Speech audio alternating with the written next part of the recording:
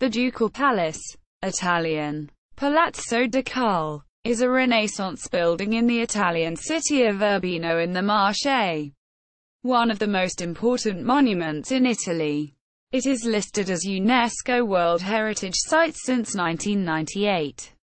History. The construction of the Ducal Palace was begun for Duke Federico III dal Montefeltro around the mid-15th century by the Florentine Maso di Bartolomeo. The new construction included the pre-existing Palace of the Ducal. The solid rock hillside salient was impregnable to siege but was problematic for carving out the foundation of a palace. Thus, a prominent fortress builder, Luciano Laurana, from Dalmatia, was hired to build the substructure. But Laurana departed Urbino before the living quarters of the palace were begun. After Laurana, the designer or designers of the Ducal Palace are unknown with certainty. Leading High Renaissance architect Donato Bramante was a native of Urbino and may have worked on the completion of the palace. The Ducal Palace is famous as the setting of the conversations which Baldassare Castiglione represents as having taken place in the Hall of Vigils in 1507 in his book of the Cortea. The palace continued in use as a government building into the 20th century, housing municipal archives and offices, and public collections of antique inscriptions and sculpture. The Galleria Nazionale del Marche. See below. Restorations completed in 1985 have reopened the extensive subterranean network to visitors. Studiolo and twin chapels. The Ducal Palace featured several rooms that reflect Federico's devotion to classical and humanistic studies and served his daily routine, which included visiting the palace's lararium and reading Greek literature. These learned and explicitly pagan touches were atypical of a medieval palazzo.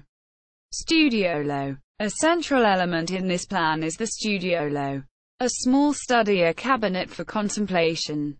A room measuring just 3.60 by 3.35 meters and facing away from the city of Urbino and towards the Duke's rural lands. Its beautifully executed intarsia work surrounding the room's occupant with trompe-l'oeil shelves, benches, and half-open latticework doors displaying symbolic objects representing the liberal arts, is the single most famous example of this Italian craft of inlay. The benches hold musical instruments, and the shelves contain representations of books and musical scores, scientific instruments, including an astrolabe and an armillary sphere, study furnishings, including a writing desk and an hourglass, weapons and armor, and various other objects, e.g. parrots in cages and a mazzocchio. The studiolo also features iconic representations of several persons, both contemporary and historical. On the intarsia panels are depicted statues of Federico in scholarly attire and of faith, hope, and charity. Above the intarsia panels are portraits of great authors by Jules van Wassenhove, with reworking by Pedro Berruguete. The upper register, shown in the diagrams outside rows and columns, presents classical and humanistic writers, as opposed to the religious figures, broadly speaking, of the lower register. Inside, Chapel of Absolution and Temple of the Muses.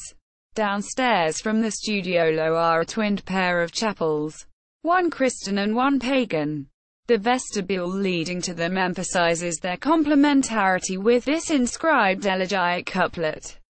The Temple of the Muses, which may have been used as the personal studiolo of Federico's son Guidobaldo, originally featured paintings of the Muses as sober musicians that are perhaps the work of Giovanni Santi. Galleria Nazionale del Marche. The Galleria Nazionale del Marche, National Gallery of the Marche, housed in the palace, is one of the most important collections of Renaissance art in the world. It includes important works by artists such as Raphael, Van Wassenhove, A Last Supper with portraits of the Montefeltro family and the court. Nelozzo da Forlì, Piero della Francesca, with the famous flagellation. Paolo Uccello, Timoteo Viti, and other 15th-century artists, as well as a late resurrection by Titian. Selected highlights. Sources: Luciano Scalise, The Studiolo of Urbino, An Iconographic Investigation. Penn State Press. 1986. Robert Kirkbride, Architecture and Memory. The Renaissance Studioli of Federico da Montefeltro.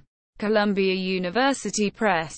2008. Galleria Nazionale del Marche, official website. Studiolo.